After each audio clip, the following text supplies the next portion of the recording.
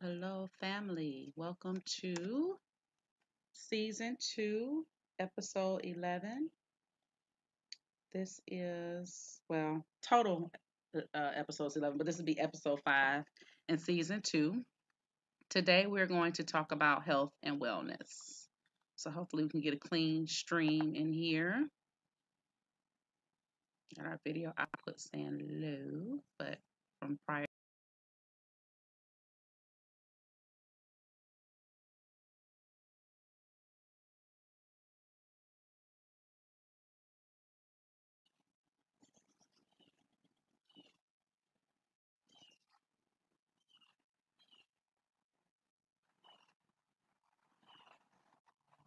So, I'm pausing here for a little bit to make sure that my stream is coming in good.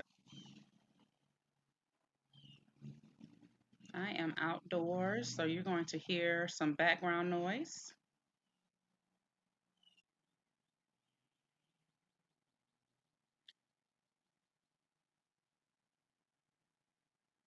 Just waiting for my audio to kick in to make sure I got it.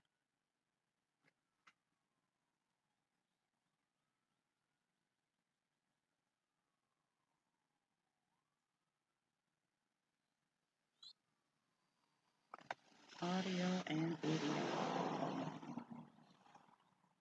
I refreshed, so it's going to pick up where we left off, hopefully.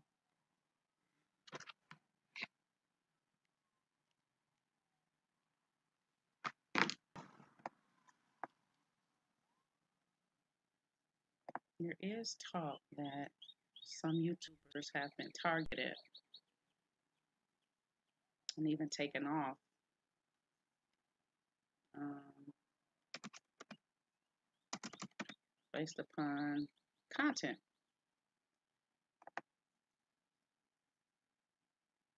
So it's interesting how that is decided.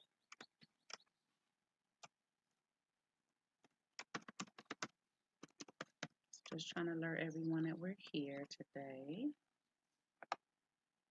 Once we get that going, and we can get started. So I just got off listening to the Amun Ra Squad. The Amun Ra Squad. This particular one was labeled Tazariat, Divine Prospect, and Amun Ra Squad. So you have various players, and Bashir was on too. And this live stream was on for a long time, like a total of 4 hours. I came in towards more the middle of it. But it was a good live stream. If you all think that we're not out here teaching, we're not out here being influences, that's just not true.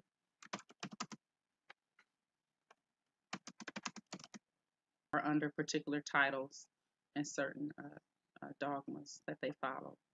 And I find it fascinating how the religious community has come full circle and have a desire to include the sciences now. See the popularity, and of course, they're making their transitions into including the sciences. And so, in many religions, you're now going to have that aspect of science where science was deemed evil and, you know, against the nature of God, which I can't say Islam has always been like that, but Christianity definitely. Islam, maybe there are certain sects that have this not included certain aspects of science, especially with women. I would say that's probably one of the most rejected areas of science to, come into the fold of Islam and Judaism even. But Christianity definitely has been a discriminating factor against science and has battled with science for many years. So today's show is more so about health and wellness and trying to get to the bottom of this, because I believe health and wellness is linked to a lot of the behavior deficiencies that we have going on in our communities. We just don't want to believe that they are connected. But science and its methods um, has proven that there is a direct link in diet and behavior. Just in general, we know that it's been uh, thought that if we don't have a good start at breakfast, then um, especially for the younger kids going to school age children, that it affects their ability to reason. Oh shoot, I changed this password, didn't I? Because they were saying, oh man, now I gotta think about what the heck I changed to. That dang nabbit. So now I gotta sit here and think about this. No.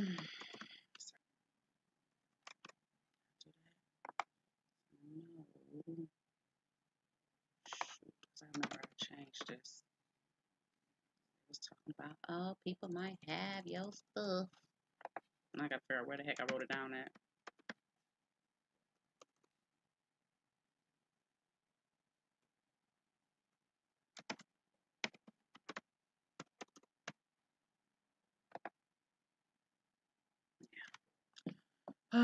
Okay, well, excuse me. I suppose I have to put it up later. All right. So anyway, nothing's perfect, is it? Nothing is perfect. So anyway, that is linked. There is a bit of a glare, but that's okay. I want to be outside because it is warm. It's wet in the backyard, just rain, so I don't want to be in the backyard.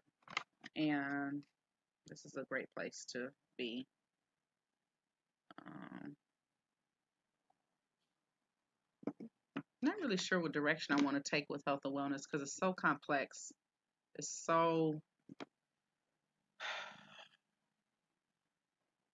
it's become diluted in a way, to either black and white, this way or that way, and that's it. And that's just it's not true. It just is not true. And that's why the BMI table has been challenged and replaced with the BMA. Um, and it's just so deep. It's not just one thing or another. Our bodies molecularly are very complex, and genetics play a role. Um, just our own personal cultural beliefs play a role. What we eat, what we don't eat, uh, just all these things play a role into health and wellness. So it's so hard to really put one finger on it or say, here, we'll be a lot healthier than what we are. So what I'm going to do is look up some numbers here to give you all some context of why this is an important uh, topic for me, because it's all linked to behavior and our ability to think. If we're not eating the right foods, then it does inhibit our ability to think rationally. And, sugar being namely one of the more addictive food products that we could take into our body. My personal, like you see me in this outfit, I worked out today, so I got some sweat going on here. And I am decompressing from my workout. I still have a little bit more because after I do this show, I'm going to do me some sit ups, push ups, planks, and some arm exercises. I'm going to get that all in today. Then I want to put up my son's basketball hoop because I've been working on him and his upper body. Upper body strength is important, core strength is important. Uh, the stronger your core is, the better your heart pumps, um, the more efficient your metabolism is when you have a strong core. All these things are a contributory factor. But to me, health and wellness is just not all about the body. It's also the mind. And to me, that component is more important than the body. Because once you get your mind where you need it to be, the body um, follows. The body does what the mind tells it to do, believe it or not. Some things are considered voluntary and involuntary, but for the most part, those are all concepts built into the mind. Where's my doggy? Angel, where are you? Oh, there you are. Okay. I want you to stay in this garage because, you see something you like, you want to dart out, and that's a no-no today. Okay, do not run out of this garage chasing after nothing. All right, so the concept of your mind being the dominion over your body is paramount. It's paramount. Um, and it's important to understand that exercising strength over your mind, your mental strength, will in fact create the correct processes in your body. And even deeper than that, on a cellular level, there are processes that are going on voluntarily, um, but mostly involuntarily. So we have not been able to prove yet what cellular functions we voluntarily control. That's the whole point of it all. But we can prove that many involuntary processes are happening without your push. But I don't tend to believe that wholly. I believe that um, we control it. We just are not aware of that process anymore. Just like the healing process is something that's automated in the body. Uh, you don't have to tell your body to heal a wound unless there's a deficiency in your body, such as non clotting factors, which can be genetic, or something that comes along the way where you're not able to clot blood the way you used to. So some people are on medication for that. Um, those can be found in certain foods that help you enrich and clot your blood. Those are more heavier in the irons. Those are the more green foods, things like that. Um, so relating the food that we eat to our ability to heal, our ability to have wellness, our ability to um, change our bodies. I want to decrease. If you watch my videos, you'll see that I am decreasing because I am implementing diet programs, I believe, to work. And so when we think of diet, a lot of us think of the binge diets um, that are out here in which you just all or none. I don't believe in all or none. I think that's a sure way to relapse. And I think it's very few people that can stick to those things. And also, I believe if you stick to those things over a long period of time to a certain degree, that you begin to deplete yourself. I believe more so in a well balanced uh, regimen where you're looking at the things that are in excess that you don't need necessarily. And I would say it's okay to eliminate those things from your diet, like the fast foods. This month is my fast food. I backslid today because I had some McDonald's fries so I was on the run.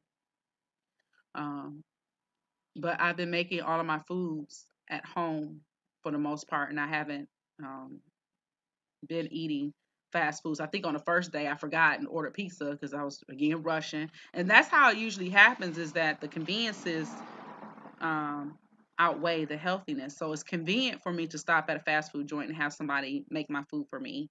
More than me taking the time, hours time on average, 30 minutes to an hour, depending upon what I'm making, to actually, make a meal. It takes time. And so a lot of people do not pattern their lives so that they can have the time. We think that we don't have the time, but a lot of times it's within our power. It's just the way we pattern our lives, right? It's just like when you decide to go back to school and you pattern your life for studying. Some people don't master it. They're like, oh, okay, well, I didn't have time, or that class is just too hard, it required too many hours. But there's a formula there that a counselor or an instructor will give you and tell you have to have so many hours of time um, dedicated to the study portion of it and to whatever lecture portion of it. And so if you don't allocate that time within that week per credit hour, you have done yourself a disservice and you have not met the more than likely guaranteed formula to be successful in those classes.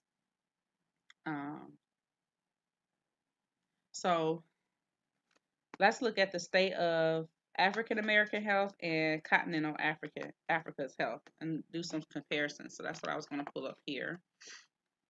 I like to use the WHO for the WHO Network, World Health Organization. Um, and so I'm looking up WHO African health by country. I guess I'll look on the continent first of Africa. And it says Atlas of African Health Statistics. This is from the World Health Organization. And the reason why I am utilizing this information, some people cannot stand anything that is outside of our own study. Um, One thing I want to say to that, because, I do talk about Black empowerment, our histories, and things that have happened to us over time. And when we retrieve information, the unfortunate reality that we don't want to face is that um, the dominating culture kept out people who were of scholastic aptitude from being a part of the discussion on not only themselves but other people's, especially. So they would make themselves an authority over everything, right? Over everything. And so when that happens, people become resentful of the information that's brought forward. But I would challenge us not to be resentful of the information. I never present information as gospel truth. I always present it as a gateway, right? And so here's a gate, here's the key and lock to it. Figure out how to get through that gate so that you can digest the information and begin to pick apart and use what you can from it to grow, to nurture your education and your learning. It doesn't mean that because it was presented that is the only truth out there. It's just a start, is all. It's just a starting point. And so I think a lot of us become distant towards the information, and we kind of go more so on belief systems because those give us comfort. Sometimes when you read something that's not very complimentary to you or your group, it's very easy to turn away from that information, even though there is some truth in it. Sometimes you can't help but to reveal the truth, even when they know they're trying to lace it with lies. There are certain truths that are available, and so if you choose to be assertive enough, you can take that information and you can begin to utilize it to your advantage. Okay, and so you don't have to shut it out. Okay, so now we're getting a server problem. All because I want it. Is that what it is? Is it because I'm black? I don't know. So, Africa is made of many countries. It would be very hard to study them all. Like when I was breaking down a few shows ago, um, GDP, and I started getting engrossed in the information on the countries that had the highest GDP to the lowest. It was just so much information. There's so many countries that we don't even think of. And Nodis doesn't want to give me the information. That sucks. That's what I get for not doing it in advance, which I usually do. I did not. Believe it or not, I am still um,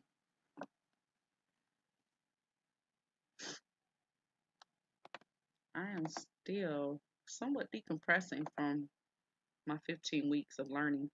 And the reason being is because I poured a lot into it because I wanted to try to get a 4.0, and I was a B short of that. Boo! But you know what? Life goes on. I'm not a perfectionist. It was just something I attempted just to see if I can pull it off. And, you know, 3.75 ain't bad.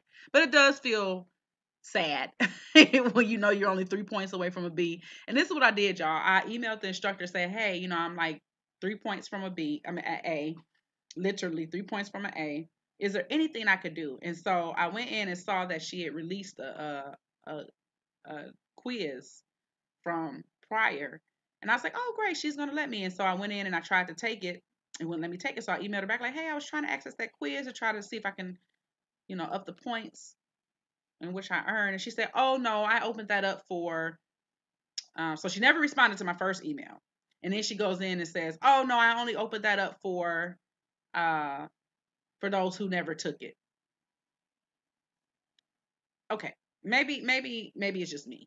But if you would open up a quiz for people to take who didn't take it at all, and someone who took it who wants to try to up their score, what would be the harm in letting them take it again? We are being arrested by these professors and their gatekeeping as to our education. It's very obvious. They do what they want for some and what they want for others. And, on her syllabus, it did state that, there's don't ask me for any extra credit. There's already extra credit or whatever. But if you're making an exception to let people take the exam, whatever excuse that they gave you in their ability to prove why they couldn't take it, but you have a student who's trying to exceed and just wants an opportunity to take it again, if you would give that opportunity to them, why not give it to that student that's already exceeding? I don't know. That just doesn't sit well with me. And maybe, I'm wrong for asking or anything like that. But when you see a student trying to achieve, from my understanding, most professors like that. But apparently she doesn't. So there is a new Ebola outbreak. Um, and so here on the WHO network, I'm on the section of their site that is the regional office for Africa. And there's an Ebola outbreak going on, if you all weren't aware currently, speaking of health and wellness. And so with Ebola, when I open up this tab, see what they're talking about. Because they're obviously having some site issues, certain things I could pull up, like that chart from 2016. And so it just goes on to talk about the Ebola virus. Used to be known as Ebola hemorrhagic fever. Which you all, if you're not familiar with the cause and effect of Ebola, you should look it up because it does cause basically bleeding with fever. Okay, so it's pretty rough. You get a really, really high fever. Next thing you know, you're bleeding out of all of your orifices. Um, it's saying that there are four main subtypes of the virus. So that means there's not just one kind, which viruses are very known for mutating very quickly. You have in the African region one called Bundi Bugyo, Ivory Coast, Sudan, and Zaire. So these are specific subtypes of Ebola. And the ones that are called Bundi Bugyo, Sudan, and Zaire species have all been associated with large Ebola hemorrhagic fever outbreaks in the region. And they just went over some symptoms here, just in case you all don't feel like looking it up. Sudden onset of fever, intense weakness, muscle pain, headache, and sore throat. It's followed by, if it continues on, vomiting, diarrhea, rash, impaired kidney, and liver function, in some cases, both internal and external bleeding. So that's the end game. It's transmitted from people, from wild animals, and spreads into the human population through human-to-human transmission. They can be exposed by direct contact with blood and or secretions of an affected person. So that means sweat, that means mucus mucosa, that means blood products, that means urine, that means if they have diarrhea, you have to clean them up. You've got to seriously wear some straight up BSI safety gear in order to um, prevent transmission. Friends and family members are at an elevated risk when they're caring for these people. Healthcare workers have been frequently infected. No specific treatment or vaccine. I have a hard time believing that because the doctors and nurses who on this continent have been exposed are still walking around alive to this day. So there's a fact sheet. Of course, I'm going to have to put this. I don't know where my comment tree is, but I don't want to put it in the chat. I put it in the chat. It's not going to stay. Oh, hi, Black Dynasty. Sorry, I didn't see you there. Hello, hello, hello. Thank you for watching. Thank you for watching. So that's affiliated with health and wellness, is the outbreaks that's going around because, people travel on planes, go to and fro, and, there's an outbreak again for Ebola. And so let me see if I see this one is from 2016. Let's look at the treatment. So what are they doing to treat these people? So of course, obviously with dehydration, what's the opposite of that? Rehydration. So intravenous fluids. Intravenous fluids. That improves survival. There's no proven treatment, but there are a range of potential treatments, including blood products. So that means blood transfusion, immune therapies, which means, I don't know whether antibiotics will be included in that, and drug therapies to help with pain, obviously. I have to think about that as far as immune therapies. Okay, you're going to go inside because I already told you no. Go inside. Inside. Go back inside right now. Nobody wants to hear. No. Inside, dog. Thank you. Inside the house. And go in. Act like you don't know what I'm talking about. 14 years old. You know what the hell I'm talking about. All right. Sorry. Me and the dog battle. She wants to come out here and gander at all the wildlife. And so, unfortunately, self-control is hard for her primal instincts. Um, they have an experimental Ebola vaccine proved highly protective against the deadly virus in a major trial in Guinea. The vaccine is called RVSV-ZEBOV, and it was studied in trial involving 11,841 people in 2015. Among them, 5,837 people received the vaccine. No cases were recorded 10 days or more after the vaccination. In comparison, there were 23 cases 10 days or more after the vaccine among those who did not receive the vaccine. The trial was led by the World Health Organization and the Guinea's Minister of Health, and the Norwegian Institute and Medicine Sans Frontières in collaboration with other international partners. A ring vaccine protocol was chosen for the trial, where some of the rings are vaccinated shortly after a case is detected, and other rings are vaccinated after a delay of 3 weeks. So there's an attempt. Talk about prevention and control and all that. So I'll leave this side up so I can put it on at the end of the show, because I have not done a good job putting up my links for the last show. So I apologize for that, but hey, it's life, right? We all can do our own investigations too once I give you the information. I am fussing at my dog.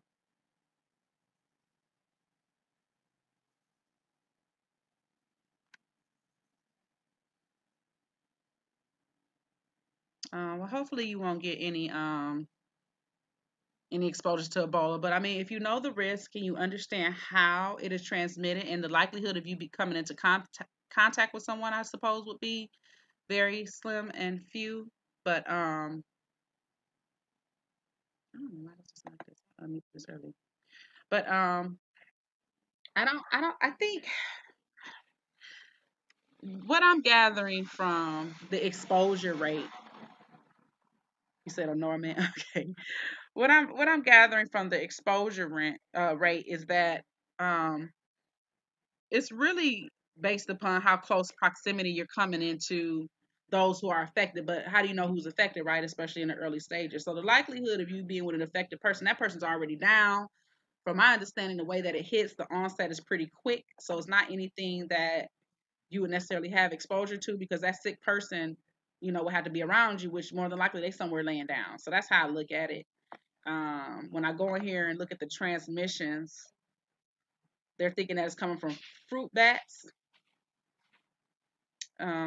Is where patient zero would be, I suppose. Some chimpanzees, of course, always the primates.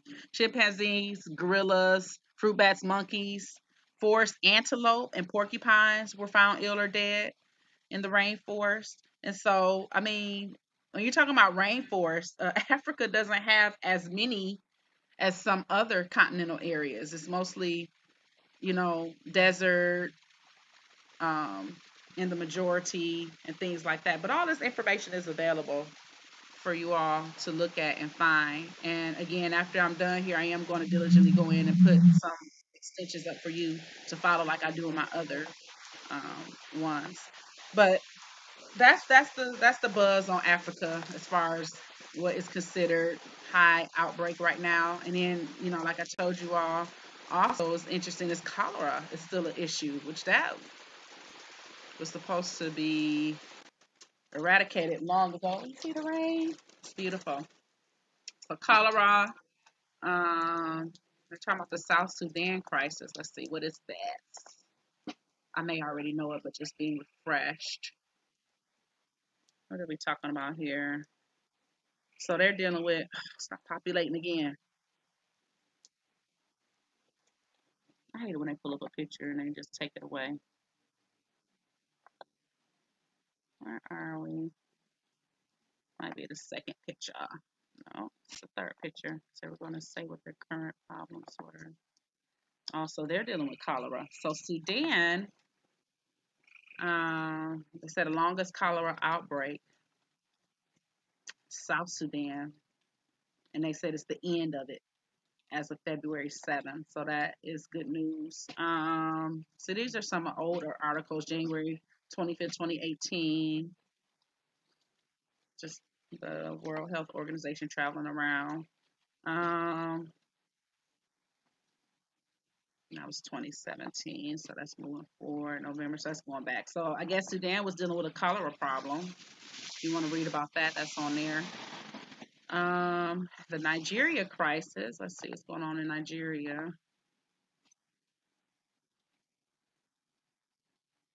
What is going on? Come on, populate. This was in April. 7 million people living in camps.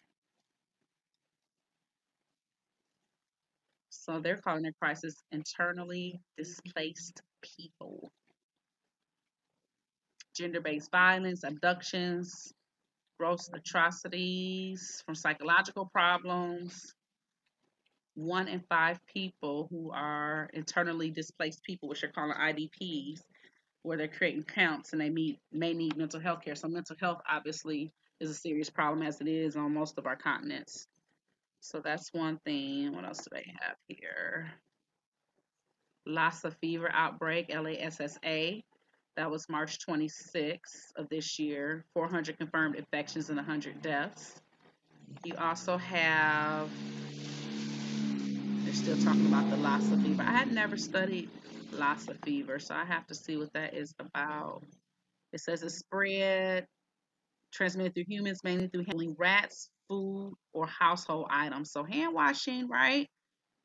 Fat rat feces, which interestingly enough, in India, there are parts of India where they kind of worship the rats and they let them poop everywhere, and some of them eat their feces. So some of these cultural belief systems that we have are causing our demise, unfortunately. You try to respect cultures, but when it starts causing food and health problems, that becomes a whole nother issue. And so now they're trying to, let's see, this was as of January, going back in time, 25 million people with yellow fever. So now they're trying to vaccinate for yellow fever. Some of these are really old diseases that many of us would think do not exist anymore, but in cultures where they're considered third world countries, right, they still have problems with this. So they're going back in time into December to talk about yellow fever. So that's Nigeria. That's what they're dealing with. And what they didn't put on here, which I guess it hasn't become an epidemic yet, but what I have read is the skin bleaching that's going on across the continent. That's causing, unhealthy conditions. Um, People are using skin bleaching products, and it has reached the Americas because you can go into most beauty supply stores and skin bleach is there. But a lot of people are not reading about is the long-term health effects on the skin that this can cause. I mean, think about it, skin bleach. Okay, so the bleach that tells you to wear something over your hands and don't use it is now in a product and a cream that you can put on your face and hands and feet or wherever else you're thinking that. Um, you're not as light as you want to be, or you want to even your skin complexion out, you're in turn using a product that's not regulated as much as it should. You're basically using it at your own risk, and it's causing known problems. And the simple fact, just psychologically, when you think about why people would want to change their skin color, that's an even deeper issue. So it goes back to that mental that I was telling you about. And unfortunately, I can't pull up the chart. I'll have to provide it later for when it's working. But let me see if this lets me go on, because I am on Africa's site. So let me see. Let's go to data, see if it let me pull it up, because I originally wanted to give you all information on what are the diseases plaguing African Americans versus Africans on the continent. And I don't make good comparisons with South America as much as I should, because obviously we have plenty of um, African heritage people living there. So I'm gonna have to begin to pull that up as well. So that's because, that is our relationship, and we're trying to bring those links together to make a claim to this land and stop allowing Europeans to tell us, oh, we'll go back to Africa. Well, no, we were already here and you all stole the land, and the people that you were calling Indians that you now see with this fair skin and different phenotypes is not necessarily the people who occupied this land when you all arrived here. That's not who you disenfranchise. And really, honestly, and truly, to me, it's more of a testament on how we know that these people were African heritage people who renamed themselves living here on this land for hundreds or maybe even thousands of years. Um, is the disdain and the trickery that came about as soon as they saw them. So if you see someone who reminds you of another people and you know what you've done to those people in your own homelands or even on their lands, you're going to follow that same protocol. And so I think that's one thing that we have to look at, is that it's more than likely true that the indigenous culture that was here, or the aboriginals, as they're calling themselves, aboriginal, um, do have some claim to what they're saying, and we should listen to those claims and pick out of it what we need to help strengthen our arguments about this land belonging to us and this land being stolen from our heritage and our people. And I've sent off for my own genealogy test. I'm still waiting on the package to come, and I believe it's here. I just have to go back to the post office. But um, when I do my genealogy, I'm gonna do it with more than one outfit. It's more expensive with certain ones, especially the ones that's African based, that will get you the information on your actual, more than likely tribal area that you came from within that country and what it's named now. Um, my battery is running low. Sorry, guys, I got to plug up because my battery is running low, and I thought I had it plugged up, but I did not. Maybe that's why I'm having such a disconnect with my internet.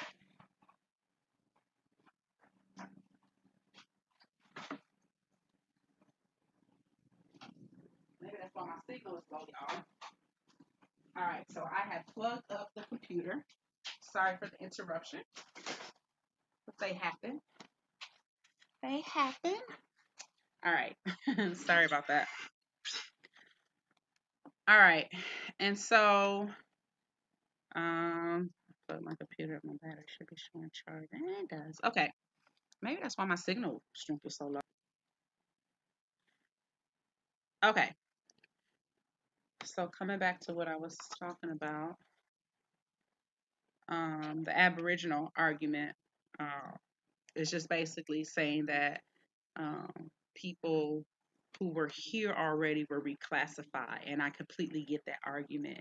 But the one thing I want the Aboriginal community to be very careful about in those claims is, um, you may be saying things like, "Oh well, we're not necessarily connected to the African continent." I don't agree with that. I think that's a mistake. I think that there are some who are using that argument to say, see, we're not African booty scratchers. Yeah, okay. You guys are still suffering here. And that's not cool. Okay? That's not cool. So, um, you have to understand that uh, you could be harmful in some of your arguments. Okay? You could be very harmful in some of your arguments. And if you are trying to pick out an ancestor that would have been more linked to the continent of the Americas as far as the migration and anthropology of a people, and you don't find that direct link in how those ancestors also have a deep genealogy, and their genealogy goes back to others as well. And that's the part I think of the argument that they're missing. So I don't want to go into that too much. We can talk about that in another show. But um, just looking at all of the problems on the continent, me needing to include the South American African peoples, African heritage peoples more. And I'm having a hard time pulling up these numbers. It's not letting me get to the data. It is relinking me, and I'm really upset about that. Let me see if I can pull it from my phone. Let me see. I'm really upset about it, honestly, because I should be able to find that information. Oh, another project I've been working on is going to different stores that are Black-owned African businesses. Either way, people of African heritage, right? I've been going to those stores and I've been posting them on my Facebook page. Not my Maya Institute page, it's on another one. I'm gonna have to eventually copy it and bring it over. Yeah, see, it just would not give me this information. I don't understand what is going on. It's not letting me pull the data or anything.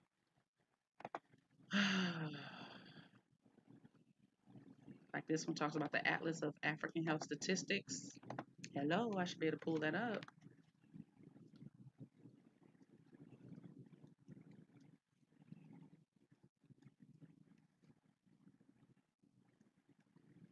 By country. Let's see if it lets me pull it from here. That's what I get. Usually I have this stuff on deck.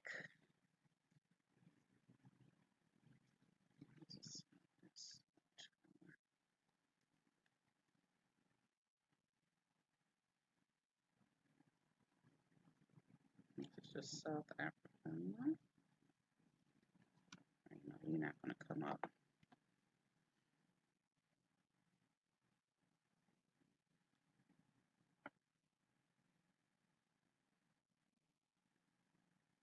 It is very slow to come up. So something's going on with their data, their database. Let me try this other one because this one just says selected countries, and so I'm not sure how much of their data I can process, but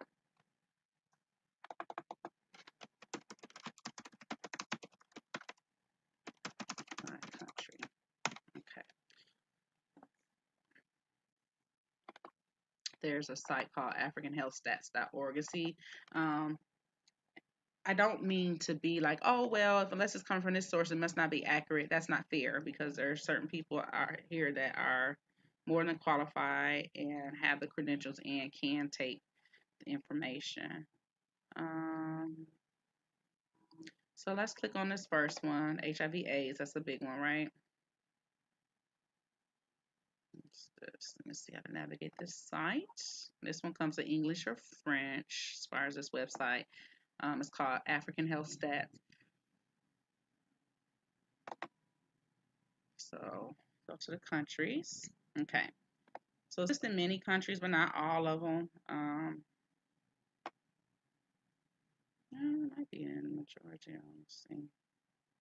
Yeah, it looks like it's a lot of them. Okay.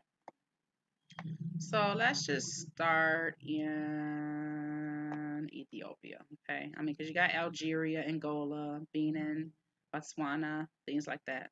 So let's just do Ethiopia. Okay, that's East Africa. Population of 96,633,458. 96,633,458 people. And their land mass is about 1,104 square kilometers. That's a nice amount of land mass.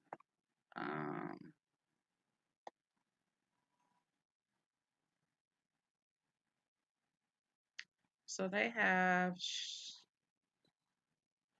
shown the maternal mortality rate per 100,000 live births. And it's actually going down. It was very high in 1990, and in 2015, it has trended to go down. So you had 1,250 deaths per 100,000 live births, and now you're trending somewheres in 353. Why does it have it above 500 then? Per 100,000 live births. If I was just to look at this on the scale, it shows it above 500, but they said 353. So they did not do this chart. Let me make sure where am I looking. Okay, fine. Yeah, it's right. All right. And so 353 per 100,000 childbirths versus in 1990, 1,250. One per, did I read that right?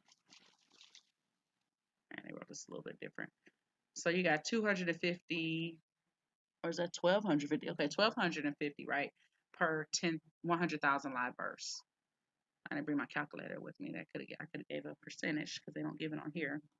But anyway, it's pretty good that they're coming down. So Ethiopia is trending down. I mean, obviously the magic number is 0, but we know that's not going to happen. Okay, that's just life and reality. So I looked at Ethiopia. So let us look. See. Let us look at. Let's look at the Congo. Some popular ones. Some countries we never get to hear about. The Congo has 4,662 people,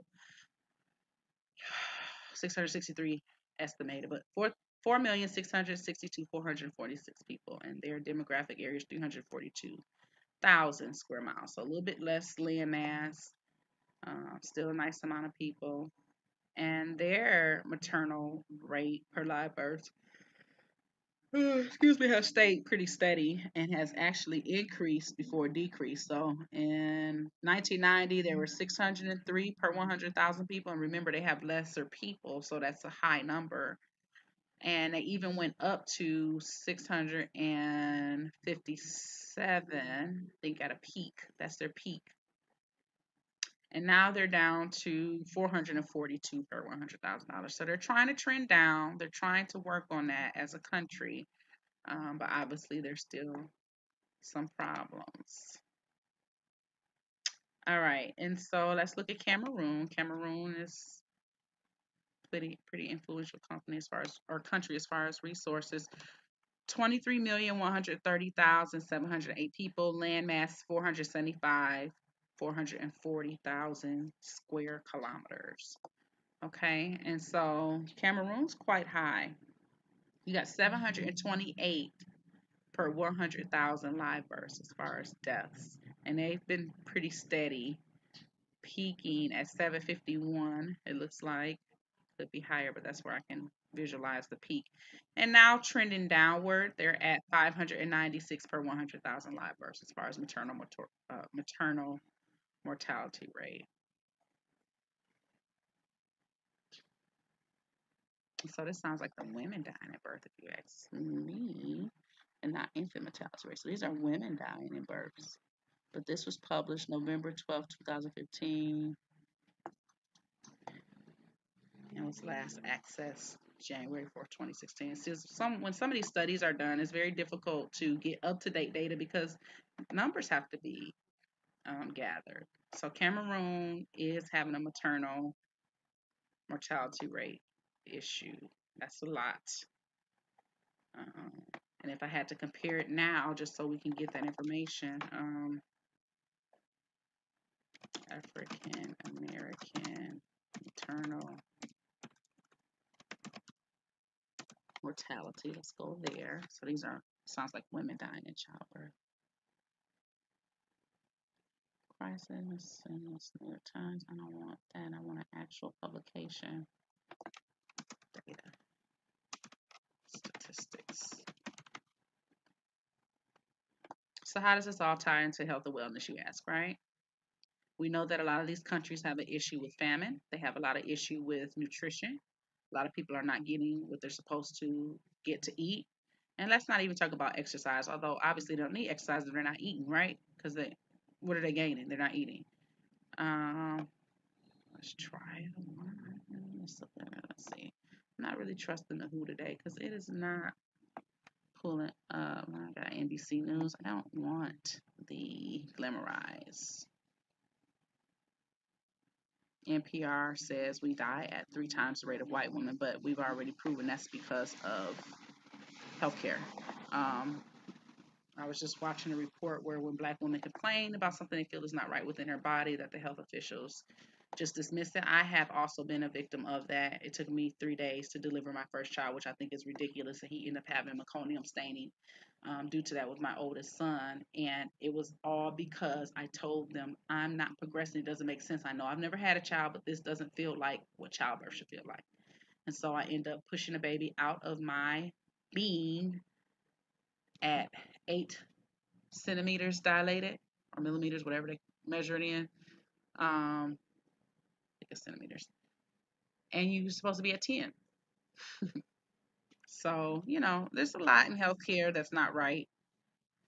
Let me see if I can find this information. I'm not data set numbers. It's just an article the NCBI wrote. I don't want that.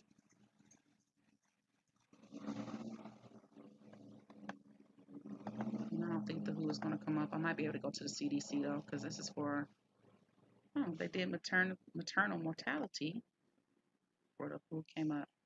It says every day approximately 830 women die from preventable causes related to pregnancy and childbirth.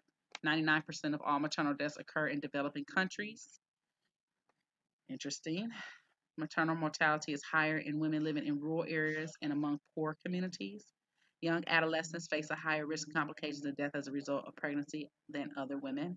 Skilled care before, during, and after childbirth can save the lives of women and newborn babies. And between 1990 and 2015, maternal mortality rate has dropped it by 44%. So we are seeing those trends based upon the charts. And then 2016 and 2030, as part of the Sustainable Development goals, the target is to reduce the global maternal mortality rate to less than 70 to 100 per 100,000 live births. That's a big feat when we're at 830 on average worldwide, even though it's dropped 44%. And part of that is cultural too. The men of the earth have not considered women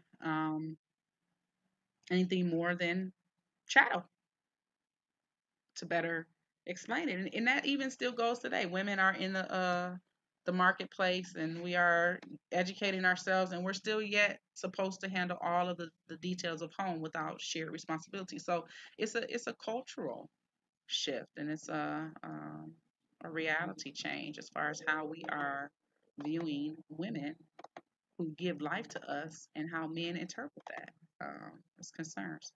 So we got Cameroon, and this is just maternal. This information only gave me like the maternal data, but let me see if it. Okay, so let's select stats. So we got an idea that obviously this is a problem worldwide. Let's look at infant mortality rate. That's an important one.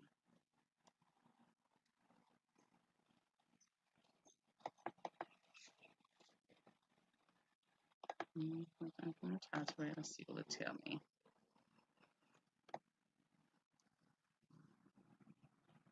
Okay, so this is supposed to be kind of interactive where it lets me select my stats.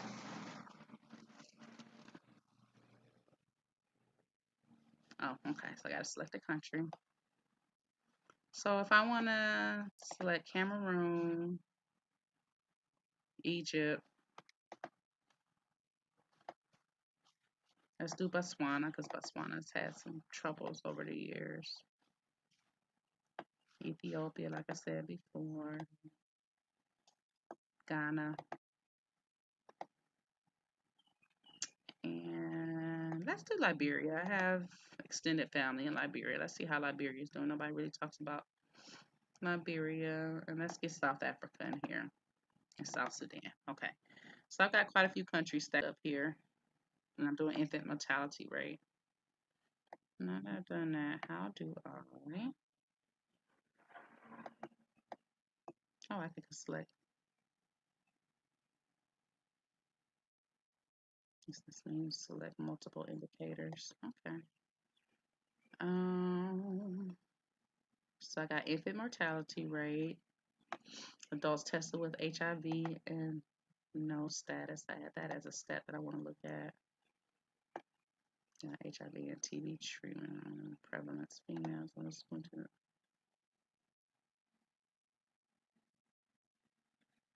Let's do malaria because that's an interesting one.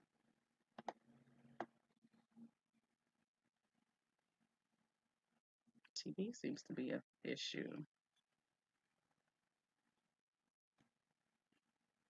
So I'm trying to create a chart here. Are you gonna let me? Let's see what I still have to do.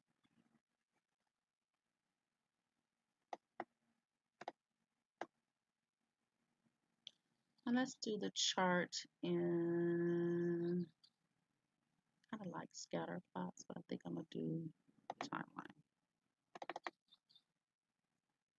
Let me do timeline. Maps can only show one indicator. Time scatter plot requires two indicators.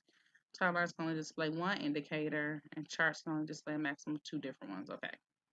So I must alter what I'm doing here. Jesus. All right, so how to take these back off? Let's do South Africa compared to Liberia then. I'm gonna do two.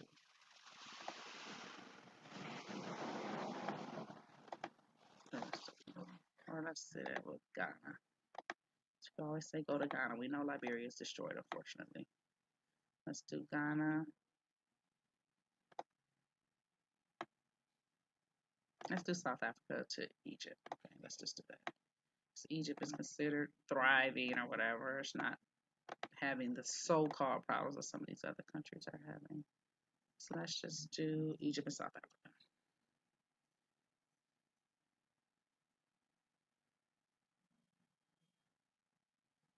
I'm going to do two different indicators. So let's go.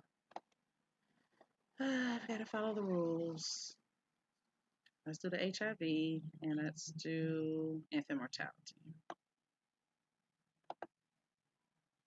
All right, so now I've got some highlight. I can do scatter plots or I can do columns. Let's do scatter plot. I like scatter plots. So the infant mortality rate is based upon 1,000 live births, and the adults tested for HIV and known statistics is at a percentage. And I've got nothing. Really? After I did all that, you give me nothing? So the following countries had no data: Egypt and South Africa. So you're telling me Egypt and South Africa, according to this chart, don't have anything on adults tested for HIV and infant mortality rate? Okay. You guys have lost me on this. Okay. So I'm gonna have to do some more research and find data for you. So let's get back into what the point of it all for me was. Sorry, that was a exercise in uselessness. So we weren't able to find data, which is very interesting. That's very unusual. But I could tell you that from my study before, and even the classes I just finished, where I was able to make comparisons and find charts and data, that the information is very grave for Africans and African Americans. And I have to do further research to include African heritage living in the countries like South America, like China, like Japan, and things like that, which is going to be more difficult because what you can run into is that those willing to publish the data. So that means there has to be a need or rationale to gather it. And then those who care enough to publish the data, that's another issue.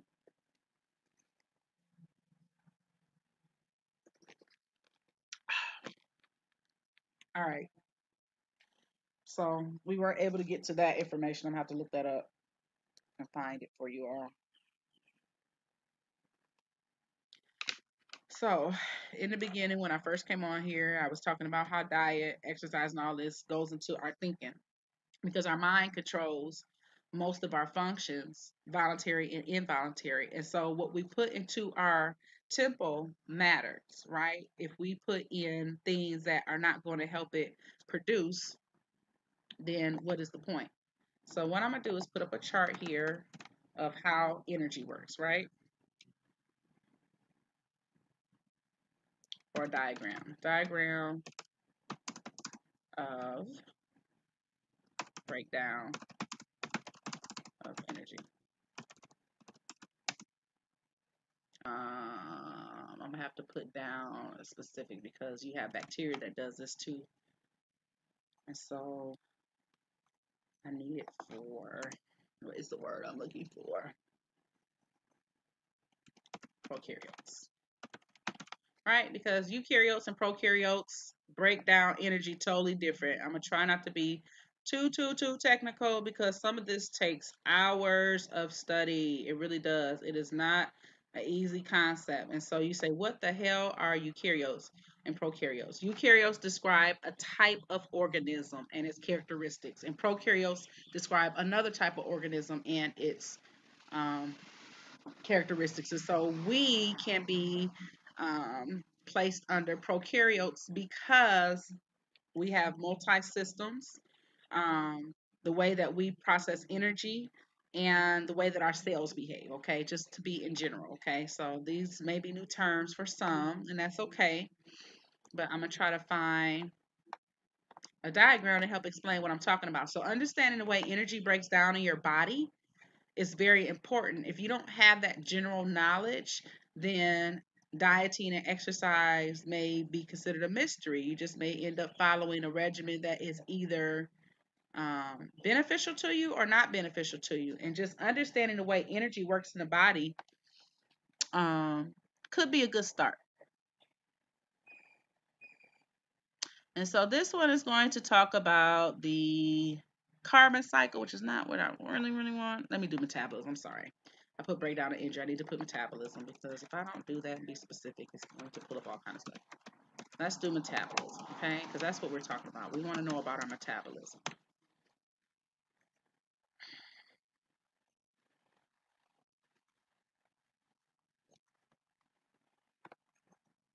There's a breakdown of light energy. There's a breakdown of sugars. Let's see if I can get even more carbon production. Let me just do metabolism because we want to stay as macro as we can. If we get too micro, this stuff will make your eyes cross. And it's a lot. It's a lot of information. But many of us, we've come away from science because we're like, oh, science is boring. It's really not, guys. It really, really, really is not. Um, these are very, let me do simple.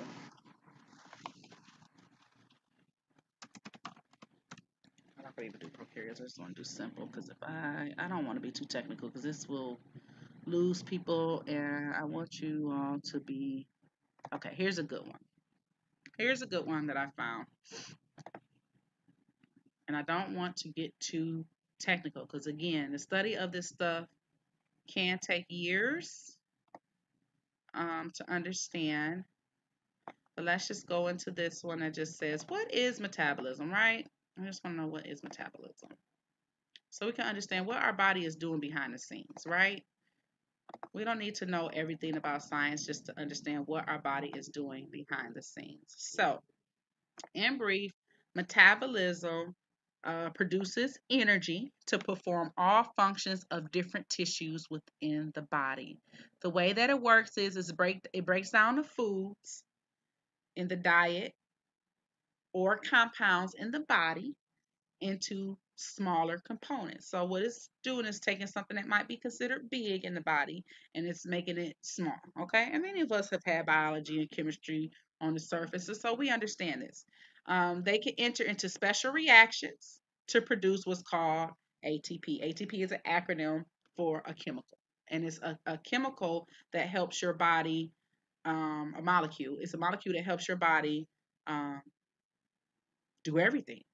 It is the basis of energy. It's energy, okay? The leftover components are recycled by the body and used to regenerate the original compound. So metabolism is an ongoing process. It is always occurring. It's at a slow rate. It's at a heightened rate. It has receptors to know when to start, when to stop. Okay. All of this is very scientific in your body. It's complex, yet it's simple. So the simplicity of it is that your body is using the materials that are within it, also the materials that you put into it, which are food. So there are internal metabolic processes going on that are happening all the time, where it's using the components of the body to break down to simple form and build them back up. So that's the difference between anabolism and catabolism. Okay, those are all functions within metabolism. They have two specified functions called catabolism and anabolism. Building up and breaking down. Anabolism, building up, catabolism, breaking down. And so, um, just to make sure you understand that basic concept.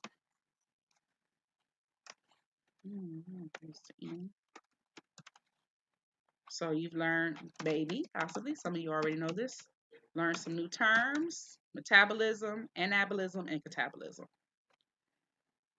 So anabolism, building up, catabolism, breaking down. I want to make sure I didn't switch them up because it's very easy to switch them up when you're learning these new terms, okay? And so just understanding the basic functions of metabolism, then you can expand that and take that and place it into the discipline of nutrition. And that's what nutrition is based upon, understanding that whole process of metabolism, how the body breaks down these materials that we look at as food, but what it's really looking for inside that food are byproducts. What are those smaller molecular products to help the body and aid it in building energy to make you move, open your eyes, smell, talk, everything that you think that you could do is based upon a metabolic process, okay? And so in nutrition, under the nutrition model, what we're learning is what is too much and what is too little. Let's keep it as simple as possible. What is too much and what is too little. Okay. So in our culture, being Americans, right? Since I wasn't able to pull up all the stats for nutrition um, for us, and maybe I can look it up like nutritional facts, but I'll put that later because I want to move on. We're already at an hour's time trying to find stuff. Um, so when we're talking about metabolism, what we're learning is that this is a process that is ongoing in your body. It helps your body to break down products and use them and build them into tools. Okay, look at it that way. Look at it like a factory. There's a factory going on in your body, and that factory's job is to take, I'll call it information for the simplicity of it, information, break it into parts, and apply that information where it goes. Look at it as information, okay? Our body is just a big computer in a way, all right? And so, if you understand the workings of metabolism, then you can begin to understand nutrition, okay? And so, nutrition is a discipline that want to detail all the aspects of the foods that we eat, all the dietary needs that we have in order to um, create a program available for people to follow so that they don't become unhealthy. Okay. We're trying to teach you, or nutritionists are trying to teach you how to utilize the tools around you, diet, exercise, in order to break down uh, how to use these things to benefit you, okay, overall, right? So people look at nutrition as this weird discipline that, wants to tell you what to do all the time. That's not it at all. What it's trying to do is show you what foods serve what purpose in your body, right? And so that's why they came up with the food pyramid. Now, the food pyramid is controversial, okay? And it's controversial because people want to know, who is the food pyramid for, right? Who does this benefit? So let's look at the food pyramid as it is today. And I mean, the food pyramid changes. It's changing from when I first studied it until now. I mean, it's just changed over time. And so let me find a food pyramid from the CDC. All right, because that's right now who is considered the leading authority in the Americas, right? But as you study, you'll find out that maybe some information is not as concise as it could be, but that's okay because this is a template, right? We're not looking for perfection, we're looking for starter information to build upon. Why aren't you opening? Good God, not today, people. It's kind of hard to read. Let's see this one.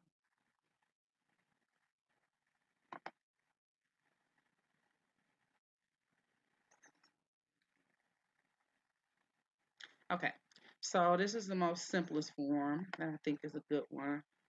This one's gonna be easy to read.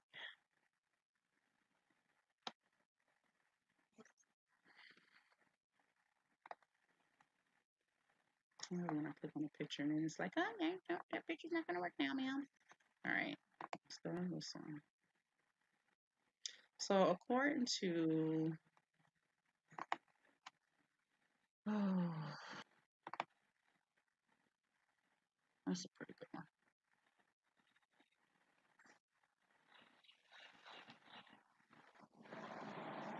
Every state has a publication on this. Okay, every state is going to publish a version of the food pyramid. That's their responsibility.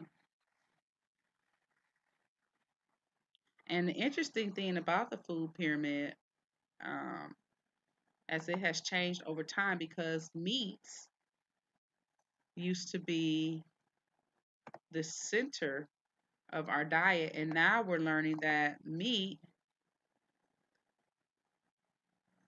is not necessarily, especially red meat, is not necessarily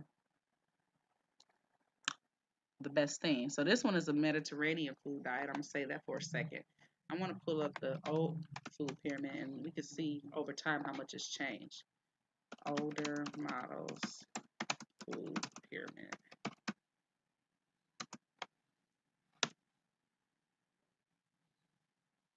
Let's see if I can find some older models first and then we'll see how it's changed.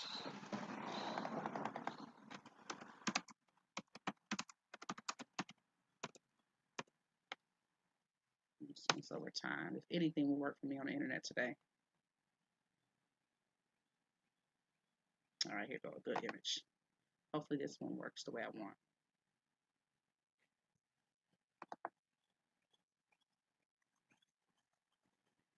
So this one shows the food pyramid in 1999, 2004, and 2015. It just happens to be a picture that Pinterest has up, which is interesting. I always find it interesting how we lead to Pinterest sometimes for some of these pictures, like how, why. I'm gonna just try to put the diagram up and I'm gonna try to read it to you all. All right, let's add this so you can at least see what I'm talking about.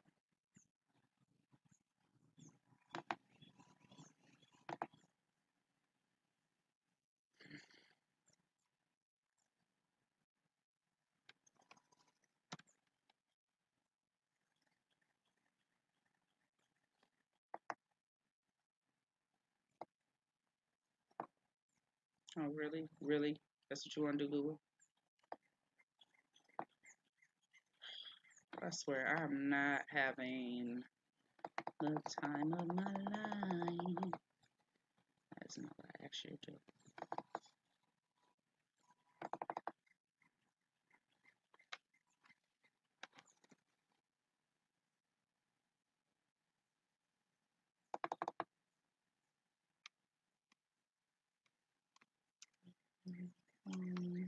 Delete you. Put a new one in there. Let's try again.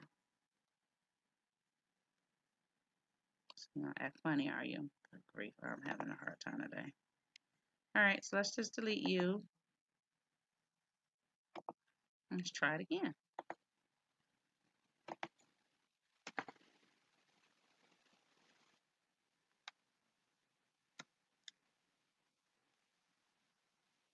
I'm trying to click it. It's raining again. Rainy, rain, go away. All right, so this is what I was looking at. This right here. All right, so, and this one is captioned the food index updated the first time in 11 years. All right, so it's not as easy to update these things as we would like to. All right, so when I look at this,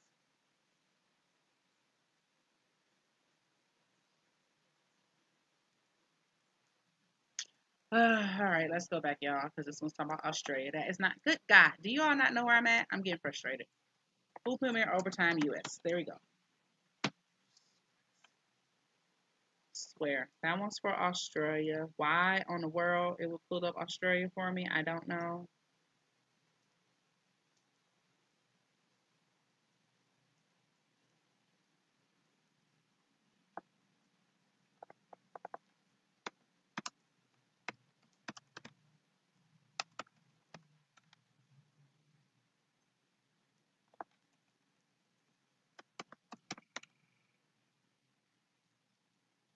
My allergies are killing me. All right. I'm just going to end up pulling up a Food Pyramid and going about business. This is really getting frustrating for me. I could be staring at all this stuff all the time, and now when I'm really wanting to look for it, yeah, doesn't know what I'm talking about.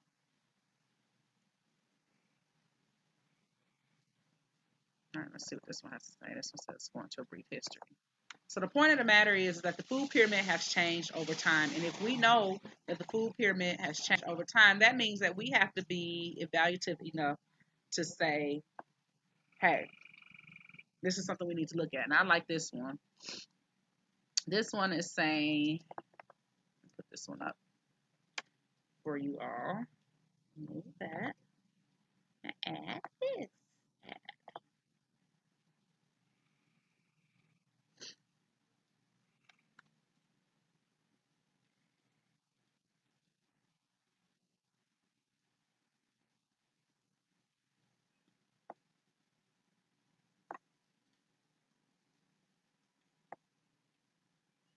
So this one's attempting to go into the history.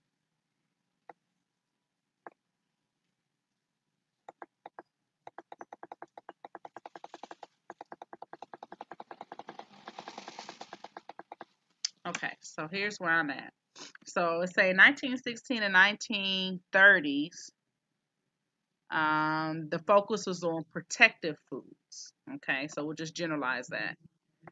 In the 1940s, the Foundation Diet for Nutrition Adequacy is based upon the basic seven. It included the daily number of servings needed from each of the seven food groups, and it lacked specific serving sizes, um, and it was considered complex. 1956 to 1970, Food for Fitness, a daily food guide, basic four. Foundation diet approach, goals for nutrition adequacy. Specify amounts from four food groups, did not include guidance on appropriate fat, sugars, and calorie intake. In 1979 was the hassle-free daily food guide. Developed after 1977 dietary goals for the United States were released based on the basic four, but also included a fifth group to highlight the need to moderate intake of fats, sweets, and alcohol. I wonder why that is. 1984 Food Wheel, a pattern for daily food choices. Total diet approach includes goals for both nutrient adequacy and moderation. 5 food groups and amounts formed for the basis for the food guide pyramid. Daily amounts of food provided at 3 calorie levels, first illustrated for a Red Cross nutrition course as a food wheel. 1992, you had the food guide pyramid, total diet approach, goals for both nutrient adequacy and moderation, developed using consumer research to bring awareness to new food patterns, illustration focused on concepts of variety, moderation, and proportion, included visualization of added fats and sugars throughout 5 food groups, and in the tip. So the tip was the most basic of them included range for daily amounts of food across 3 calorie levels. And then you have the 2005 My Pyramid Food Guidance System introduced along with updating the food guide pyramid food patterns for 2005 dietary guidelines for Americans, including daily amounts of food at 12 calorie levels.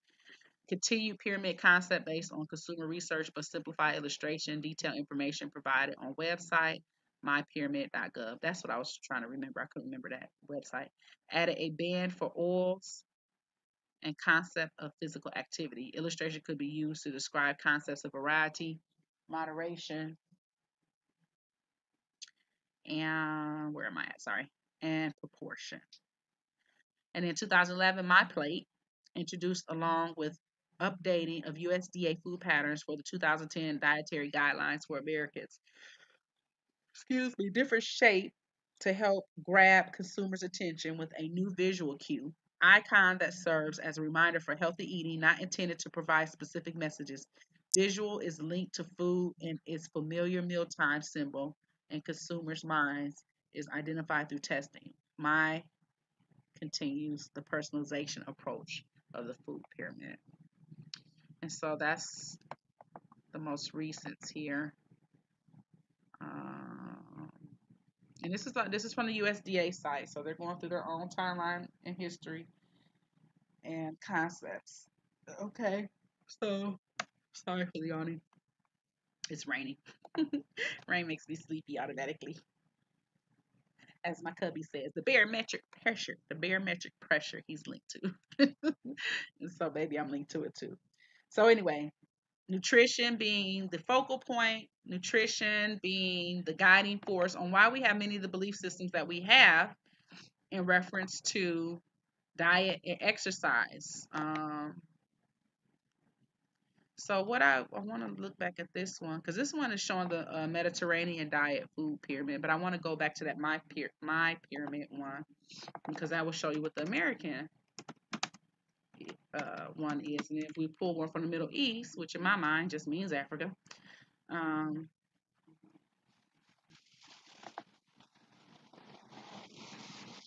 and they've changed it again, so it doesn't even.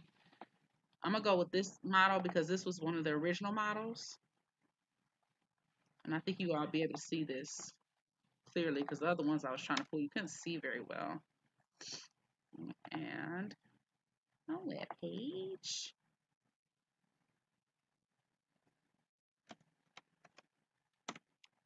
the overall point will be put in our bodies matter because it either contributes or becomes a disadvantage to our body system functions.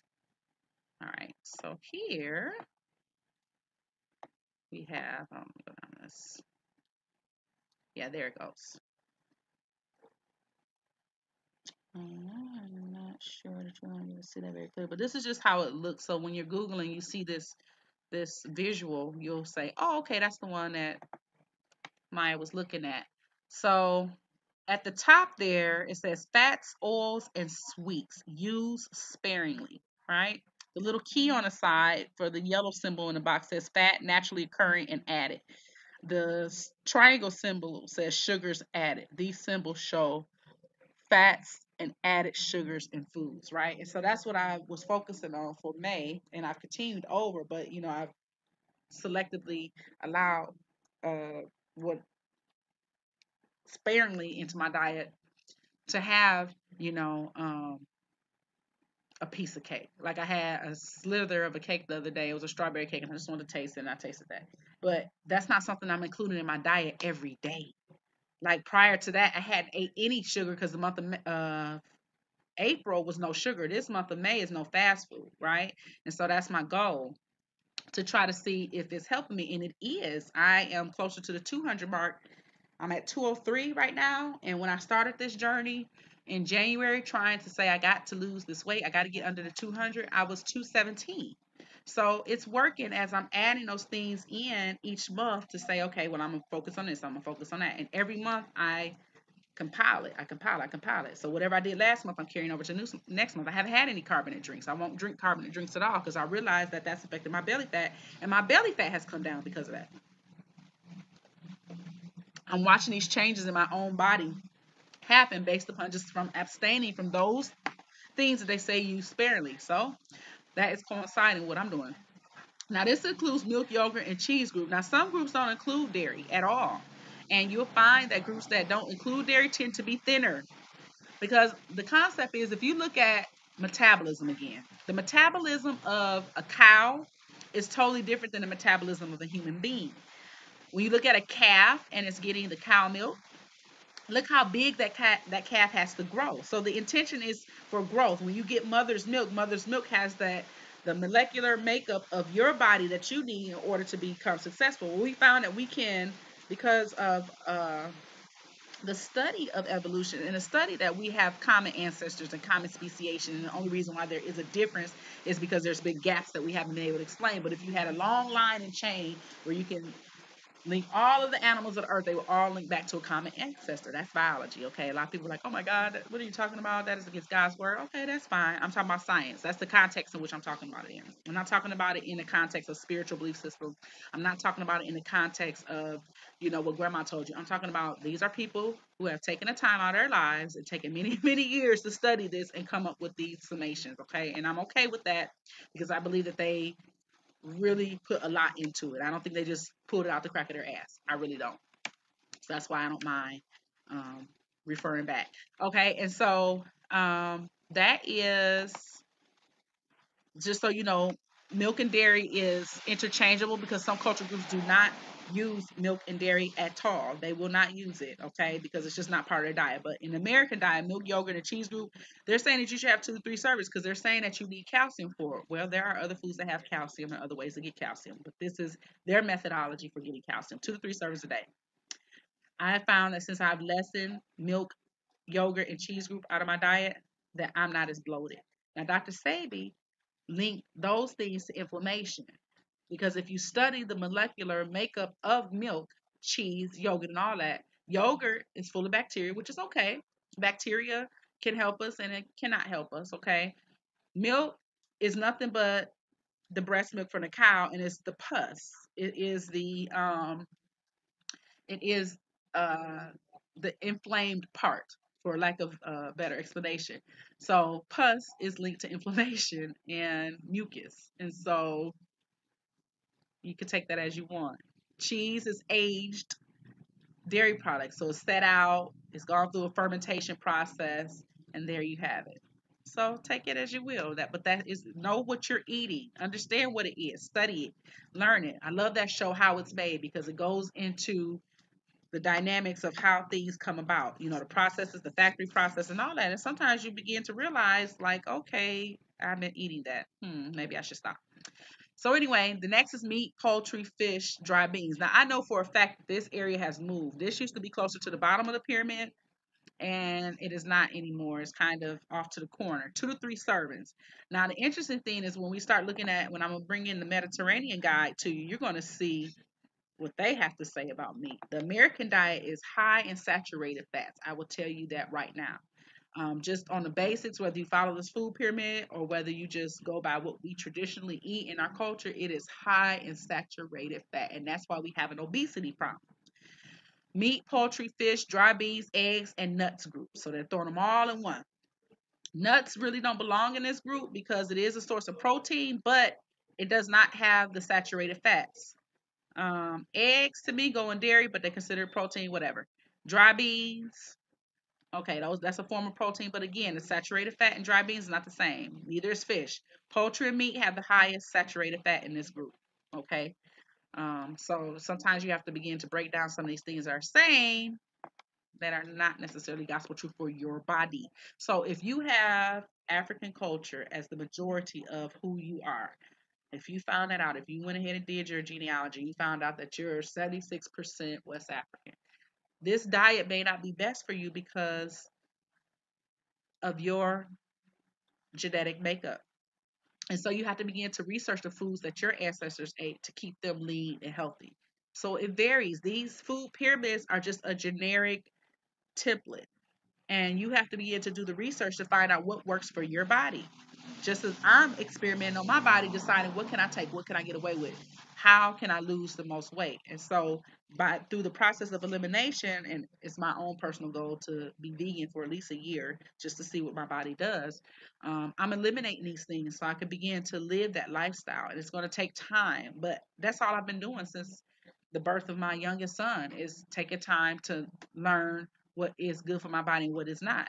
And I've never been in a rush. Some people are in a rush. They want to look good for a wedding, or they want to look good for a particular event, or, maybe they're comparing themselves to other people. I've never been that person. I only do things that make sense to me and for my own timeline. So this is based upon me and what um, I, want to do for myself as a goal. Okay. And so the next, the larger part of the platform of the pyramid, I'm sorry. So you got the vegetable group in the below the meat and poultry, milk, yogurt group, right? So vegetable group is 3 to 5 servings a day, and fruit group is 2 to 4 servings a day. And so what I find is it's difficult to meet these expectations because the way that we structure our diet is mostly meat, not a lot of liquids, not a lot of fruits, not a lot of vegetables. And that's what's available to us. When you go into the grocery store, it is high, it is much higher to eat fruits and vegetables than it is to eat meat and dairy. It just is. And then the fats and oils are even less expensive. You get a big old thing of vegetable oil for $6, right? But when you get down to your fruits and vegetables, you spend $2 a pound on certain things. And so even though it's advertised here to eat the fruit group and vegetable group in abundance, it's not the least expensive. Okay. Bread, cereal, rice, and pasta group. Now, some people will argue with you on it, especially those who believe in low carbohydrates. These groups can have high carbohydrate content: bread, cereal, rice, and pasta. And they're talking about use sparingly the sugars added. They don't even have this shape because they got the shape here. And they don't even have it on here. We know that breads have sugars in it. We know cereals, unless they're the whole grains, have cereals. The rice is high in starches. And so this, I find this table frustrating, but it's been here for years and it always will stay this way. And there, there's a direct link between the USDA and the food industry, and lobbying. So with that being said, we understand that there is some bias here, unfortunately, and it doesn't necessarily have everything to do with nutrition. There are other factors, but the people who study this and put this out really believe that it does. They believe it, and they'll tell you that. And they'll say, no, no, no, this is all about nutrition. You can't have bread, cereal, rice, and pasta in the group for 6 to 11 servings a day and say that this is about nutrition. I'm sorry, it just doesn't make any comprehensive sense. This is the group that has your carbohydrates, and these are not your simple sugars. These are your long polypeptide, these long chains of sugar. Okay, it's not going to break down very easy. Don't believe me? Look it up yourself. That's fine. Now I'm gonna put up the difference. Let's do a different type of diet and see what those who adhere to Middle Eastern health believe. Okay, so we can have some good comparisons here. Let me add this and take this off. Hello, hello. I could tell you that in my voyage to lose weight, I do not have a whole lot of carbohydrates. I do not have a whole lot of rice and bread and cereal. I've eliminated those because number one, corn is in a lot of cereal. Corn has complex um, starch chains, which are harder for you to break down in your body. And that's studied in it's one book that I have to go find that book and I'll put it on the links here as I review this and put the necessary links. Um, but corn, mm-mm. Anything with corn in it is going to be harder for the human being to break down, and it's stored. It begins to be stored instead of broken down because we don't have um, that metabolic makeup that um, uh, herbivores in the wild have to break it down. And this is what we give to livestock. There was a version of corn that was better for us, but the corn that we eat now, that yellow corn, that's not the original corn. Corn used to be multicolored. And so there's a history behind corn and high fructose corn syrup that is now in a wealth of our drinks. And so we have to be careful about what we're putting into our bodies because they're not healthy to break down. The name of the game is taking in less calories than needed for your day. Okay. If you take in more calories than the energy that you're burning, it ends up turning to fat storage. Okay. If that makes sense. So it's like the leftovers, like if you have you make your money and income and you pay your bills and you've got this leftover, well, you're not necessarily going to spend it. For those who are savers, they store it. And that's what the body does. Whatever it needs, that's what it uses. And whatever it doesn't need, it stores. And it stores it um, in the form of fat. Okay, fat. That's just the way it is. Okay, so if you're taking in too much, that's why you have those extra pockets. We have those extra pockets of fat because we are not looking at our basic needs. And the way that you could tell it is you could look at how your body is storing it. Just stand in the mirror naked. Where is it storing it at? Okay, another thing that you could do is, okay, if I'm storing most of my fat in my abdomen, if I have the body composition to store most of my fat in my abdomen or in my arms, you know how we say our arms, we want to lose these arms. I'm working on toning up my arms. All that shake we don't like, hate it, right? In our stomach, our abdomen, in our legs, our thighs for women, and our buttocks and our hips. Men store in their belly mostly, in their back. You see people who get large enough to where it's now stored in their back. That is your body trying to find a place for this excess, you guys, in real time. And so if you have fat that you can pitch off of you, you know, it's just your body's process. It's very simple. Too much storage, not enough starvation, and in the middle, is us maintaining that health. Okay. Um, so let me put up this chart for our Middle Eastern friends and what they've put down, aka African friends that have tried to rename themselves. That's another topic, isn't it? All right, here we go. So after I get done with this little simulation, I'm gonna tell you We're going to look at some different types of exercise regimens to help you maintain healthy. What I tell you? No, get back in there. Back in there. I would never notice you hadn't been making all that noise. Get back. Back. All right. Uh-oh. I messed this up.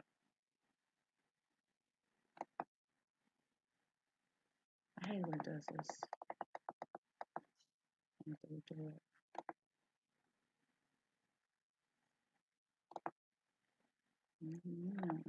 Let me put it on here because I can save it.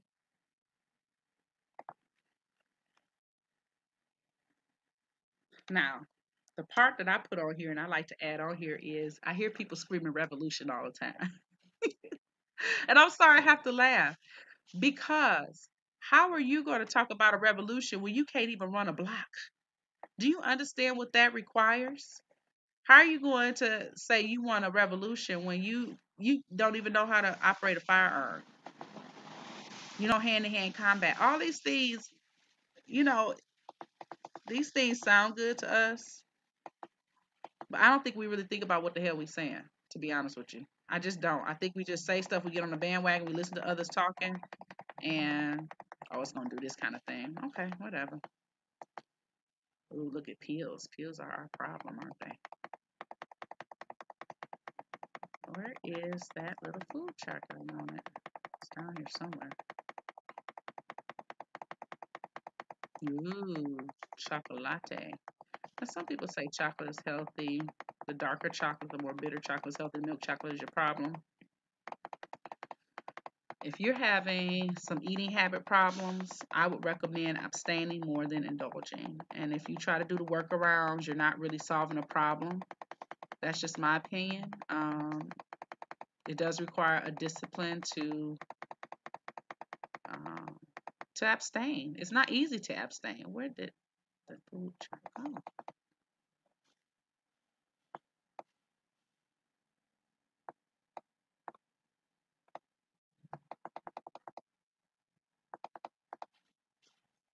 Really?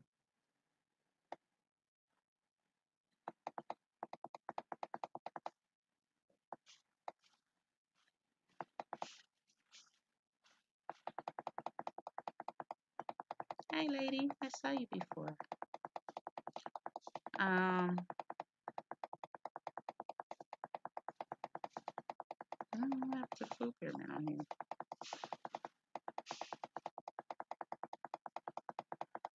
Okay, whatever. I'm just going to describe it to you, and it'll be attachment for you later on. But this title was talking about a new warning not to take vitamins at levels higher than found in foods. It's a good recommendation, I would assume. So on the Mediterranean diet food pyramid, at the top, they have red meat. It says a few times per month.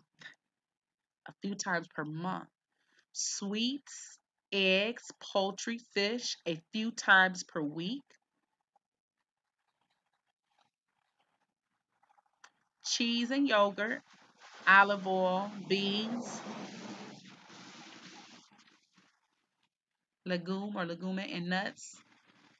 That is also a few times per week, but I'm kind of confused. I think they want this daily. Okay, so this is part of the daily. So anything below sweets, eggs, fish, and poultry, they say a few times per week. So the cheese and yogurt, olive oil, beans, legume or legume, and nuts, fruit. They got wine in moderation on the side. And why do they see that? See what I mean by a lot of these things are very political. Why do they have wine on the side in moderation, but they don't have that as part of the U.S. diet? Because of how wine is looked at in the culture. It's a normal part of the cuisine.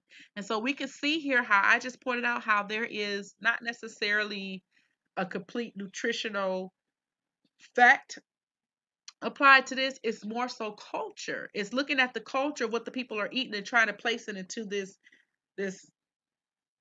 pyramid box, so to speak, right? Okay, well, if you go eat that, this is how it looks. Vegetables daily, fruit daily, beans daily, olive oil daily, cheese and yogurt daily, poultry and fish, though, that's just a few times. per week, sweets a few times per week, a few times per month. Sweets is kind of overlapping into red meat. And then at the bottom, again, at the bottom, they got breads, rice, couscous. If you never had couscous, it's pretty good. Polenta, bulgur, other grains, and potatoes. Potatoes, come on, guys. Potatoes are so high in carbohydrates. So, they also got regular physical activity at the bottom here. So again, you look at these diets and you say, what do I know about these things? And so this is a good article information because it's talking about, I mean, they got goats. You got some cultures like, no, you're not supposed to eat goats. Dr. Sabi say goat is awful. Dr. Sabi says eating any kind of dead animal is awful. So, I mean, you're going to have different food for thoughts. And what I ask is that you ask people to prove it. Show me. Show me in your research. Show me where you did this test, this methodology, and you proved it wrong. That's all I'm saying. So that's just one thing to look at, okay? So now that we've looked at those items, right? Just as some comparisons, right? Again, I told you this is not gospel truth. This is information for you to take, look at it, research it. I've applied some of those things in my own life and I've lost weight. If you look at this show and look at my face, you could tell that I have been losing weight over time. So I know some of these things to be true. What do I do for myself? For those inquiring minds, I want to know. So I told you already that what else did I say I was gonna look at? Oops. I said I was gonna look at exercise. Okay, we're gonna look at exercise. Um, so what I do for myself is I do a process of elimination. Okay, my process of elimination is looking at everything that I've done in excess, right? Things that are not a necessity, foods that are not a necessity. They're not going to help me live any longer, right? And I eliminate them from my diet. So all the added sugars, all the candies, all the sweets, I have taken those in the majority out of my diet. And for 1 month, I exclude those things as a test of my dedication to my own diet and also as a discipline. Can you discipline yourself to not eat these things? Is it a necessity? If you are that addicted in your mind to something where you feel like you have to have it and you know it is not prolonging your life, you are living in a particular addiction, okay? Because you're taking something in excess that you don't need. And that's one measure that you can use. And if you're not able to conquer it, then you may need to seek some professional help to help you get off of those things. Um, and there's a variety of things that you can do out here. You can see a nutritionist, you can see your doctor, you can have them put you on a plan. There's a lot of different options out here. You can create contests with your coworkers. You can join fitness groups that are anonymous that let you chart your success, and you don't have to be accountable in that way. But to be honest with you, accountability is the problem. When you're not accountable for your behaviors as far as your diet and exercise, then that's when the days and the months and the years go by, and before you know it, you're looking in the mirror like, what happened? What happened was lack of discipline, if I'm going to be honest. And I say this out of love. It's my own lack of discipline, and it is your own lack of discipline. We all lack discipline, and why we overindulge, we overeat. Some of the foods we have accessible to us in the United States of America are absolutely illegal in certain countries that are more health conscious and do control the diet of the people. And some people consider that, a dictatorship. But, we're under the culture of the American policy where you do what you want, say what you want. Well, there's pros and cons to that, people, and that's just being honest. So, what I do is I abstain. I use an abstain model where I eliminate the things that I don't need into my diet. I don't really believe in fad diets because they don't last, they don't stay. I've used products like hydroxyurea just to see how they, or hydroxycut, I'm sorry, hydroxycut to see how they work. I would say that's probably the only diet supplement I've ever used in my life. I've never been on those fad diets. I've never taken the is it ephedrine? Is that the right term? That was pretty much outlawed in a lot of the diet pills that you can only get overseas now. So, I just don't believe in fad diets. I believe in discipline. And in order to accomplish those long term goals, you have to be disciplined. Even with the excess that I've had on my body, to be honest, I haven't gotten so far out of control where it's just ridiculous. And I'm like, okay, I've really gone off the count.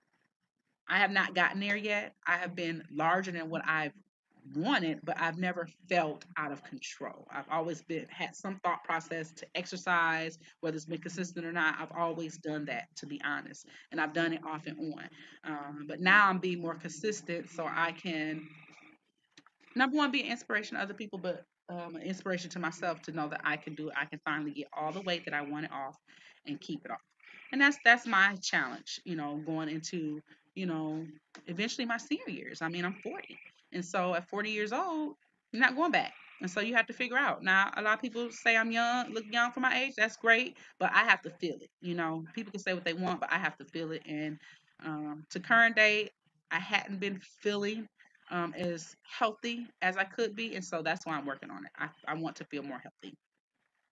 Okay, so um, let's look at some exercises. Okay, so those are just some generalizations on um, what we're looking at when we're talking about health. I would also encourage you all to look up various diets for different countries, especially on the African continent, because that is our home base. Your goals. So we're going to look up fat burning exercises. Because if you have excess fat, you want fat burning exercises. So let's look at fat burning exercise types.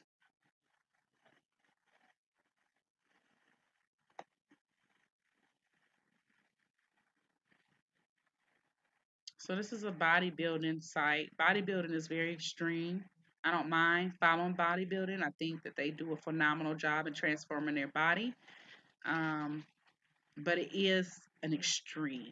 And most of us are not disciplined enough to go to that extreme. Um, But this is from bodybuilding.com. I mean, they know how to burn fat and they know how to shape their body. Okay. So I'm not going to downplay these folks at all. And we'll just read and start. And so what they're doing for me is they are breaking down different. And so we'll get some good information on here. Just to, again, these are starting points. You can do research in whatever area you want. I'm just trying to get your mind. You begin to understand how to look up that information and some areas you can find it from, and then it'll expand.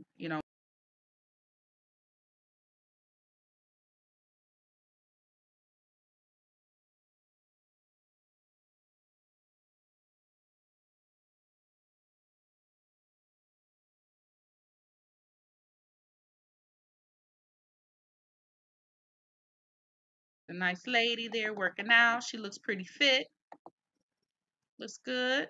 All right, so this is where I got this from, just so you all can see it. All right, so this one says is asking which cardio methods melt fat the fastest, right? Got some bleachers by the school, do it. You will work lots of body systems that way. So this one's going into more aerobic exercise, and I wanted um okay. So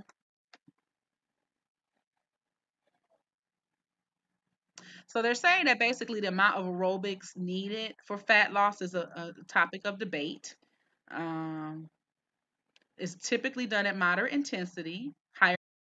You just got to put it to use because your body is loving that fat. It's like, oh my God, I'm with you. I can make more energy. But you don't want to store your fat. That's the problem. We don't want to store the fat. So 70% of find your own recommendations and compare it. With running, the frequency should be about 3 times a week. Intensity 65 to 85% of MHR.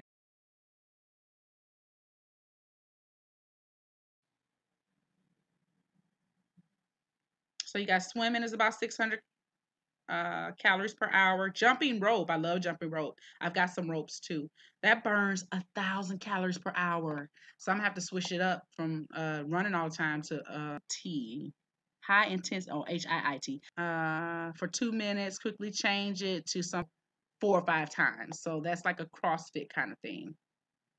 It says raising fat burning hormones such as epinephrine and norepinephrine. So it kind of norepinephrine, which puts you in a fight or flight. So your body's thinking like, why is this person so intense? Maybe I'm in fight or flight mode. Okay, let's choose those hormones that need to go along with that, which is epinephrine and norepinephrine.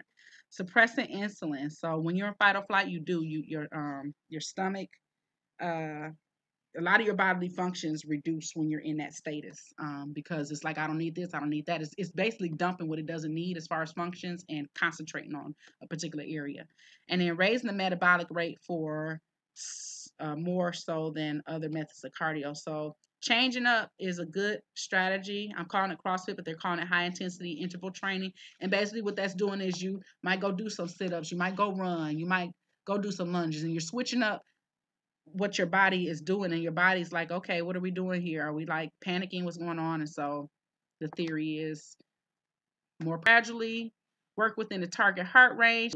Drink water before, during, and after. That's one thing that I said on my Facebook post on my more personal page, not on my in situ page, is that hydrating. I hydrated myself because I like to run when it's hot. And the reason why I do that is because I'm burning more fat. So in conclusion, get in shape, right? So those are some, and the author of this article is a very buff guy, so he could put his money where his mouth is. And the author was David Robeson. All right. He's an active martial artist, bodybuilder, and accredited personal trainer. He employs the latest cutting edge research to enhance his own progress. So he uses his research to enhance himself. And that's a characteristic of many people who are into health and fitness, is they're using it for themselves, but they're like, hey, I can give this to other people too. So I don't know what happened with that or why it's acting crazy. Anyway, but I'm still on live here, so we should be okay. Anyway, we're at the 2 hour mark. I'm going to put up some other. I use cardio because that's the fat burner, and then when you lift weights, you burn fat too, but you also bulk up. And some people don't want to bulk. And that's what you're going to do when you lift weights, which is nothing wrong with that, because initially it will eat up that fat, because the muscle concept is that muscle likes to eat fat, right? Um, and so you have that. Hopefully that didn't get cut off for too long. I don't know. Anyway, muscle eats fat. And so when you build up your muscle groups, the muscle groups are greedy, and so they tend to eat the fat deposits up. Okay, so that's another um, benefit of building bulk. But for women especially, a lot of times we don't like to bulk up because culturally men don't like it for some, except unless they're into health and fitness, which they do like it. But for the most part, the average man does not like a woman real bulky, and so aerobic exercise will thin you out the way that you want. That's what I've been using to thin myself out, is aerobic exercise and diet. Eventually, you're going to see me bulk up a little bit because I'm going to start toning this stuff up,